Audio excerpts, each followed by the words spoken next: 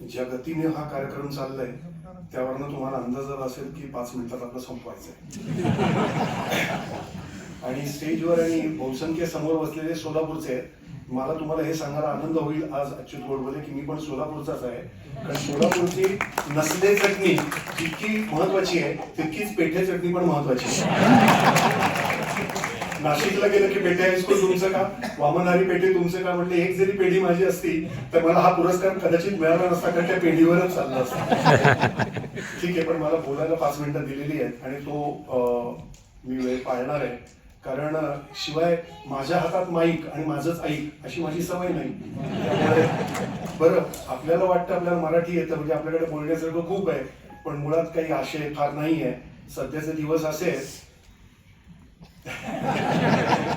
की काम छोटं असतं आणि बडबड फार असते.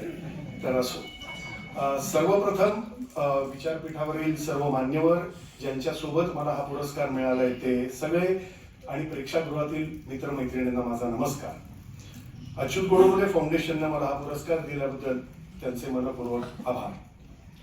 आज इथे एक उत्तम मैफिल आहे. खरं तर म्हणजे ज्यांच्या हस्ते मला पुरस्कार, ज्यांच्यातर्फे पुरस्कार मिळणारे ते अच्युत गोडबोले हे आपण सगळेजण जाणतो की विज्ञानप्रेमी आहेत आणि कलाप्रेमी पण आहेत.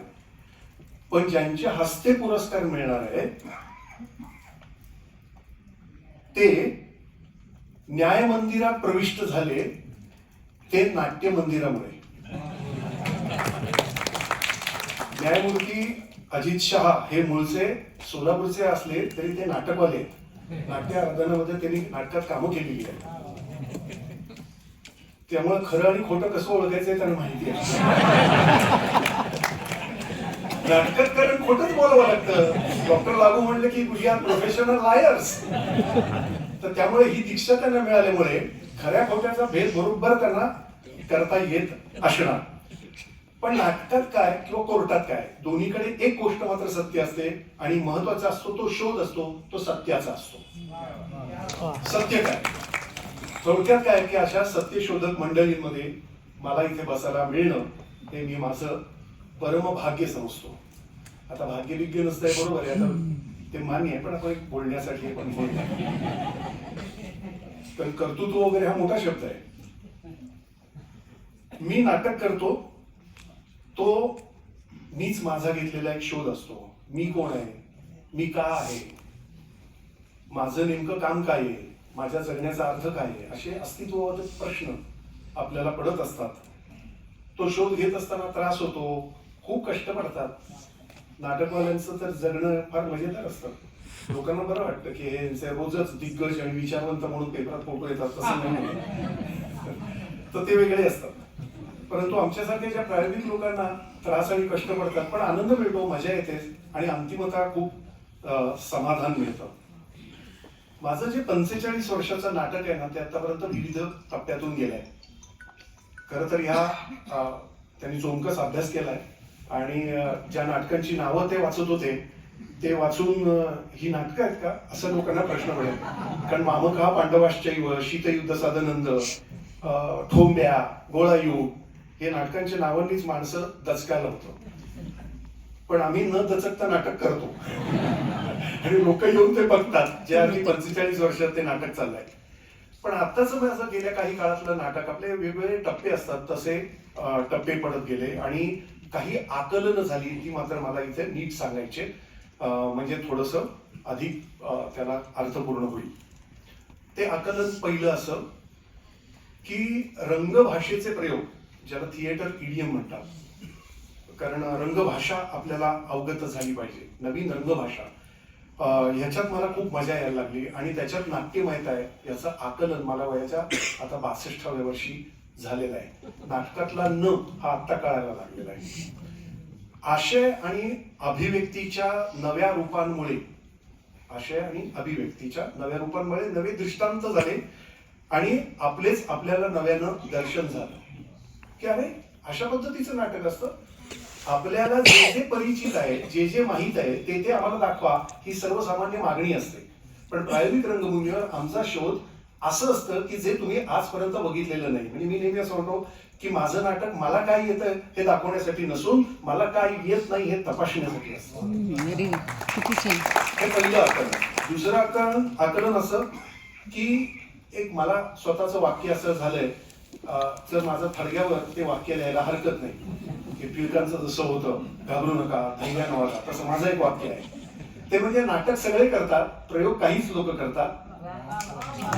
नाटकाचे प्रयोग होतात, नाटकाचे खेळ होतात, प्रयोगाचा खेळ होत नाही. एकदा प्रयोग पहिला झाला की त्याच्या चांगल्या आवृत्त्या निघतात.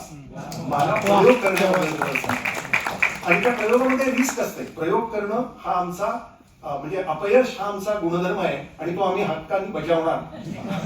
Failure is our right. Number 3, नाटकाला फक्त आणि फक्त, हे मला नव्याने लक्षात आलेली गोष्ट, आकलन शक्ती लागते, इमॅजिनेशन, बाकी काहीही लागत नाही. एक नट तुमच्यासमोर जे मॅजिक तयार करतो, जे जादू तयार करतो, ती जादू तयार करण्याची जी शक्ती असते ती फक्त नाटकवाल्यावर असते. जिवंत माणसांसमोर जिवंत माणसांनी प्रयोग करणं हीच त्यातली मजा आहे. त्यामुळे आकलन शक्ती मला महत्वाची वाटते. त्यामुळे कलाकारांनी इतर गोष्टींवर वेळ आणि ऊर्जा घालवू नये. थिएटर मिळतं की नाही, सरकार मदत करते की नाही, नाट्य संमेलन होतात की नाही, ते बाजूला सारणं अत्यावश्यक आहे. 4, शेवट मला अजून एकच राहिलंय. 4, नाटककाराला नाट्यगृह हवी, यात काही शंका नाही. पण नसली तरी कुठलीही जागा नाट्यानुकूल करता येते.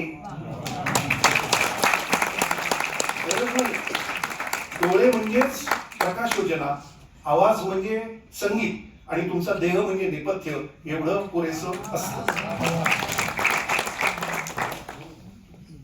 कलाकाराने उपलब्ध अवकाशाला म्हणजे स्पेसला आकार दिला तर ते अवकाश कलाकाराच्या आकाराला साकार करते.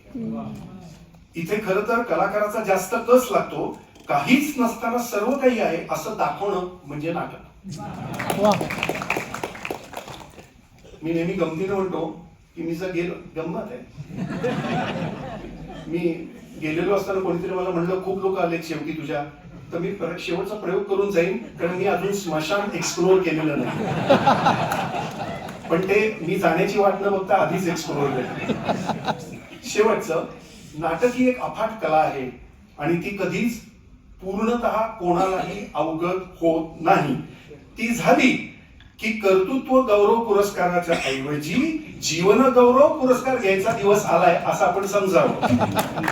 आजचा मला कर्तृत्व गौरव पुरस्कार दिल्यामुळे अजून खूप वेळ आहे आणि काम आहे आणि अच्युत गोडबोले जे नवनवीन पुस्तकं लिहितील त्याच्यात ज्या रॉयल्ट्या मिळतील ते आमच्या कलाकारांसाठी उपलब्ध असतील असं मी समजतो.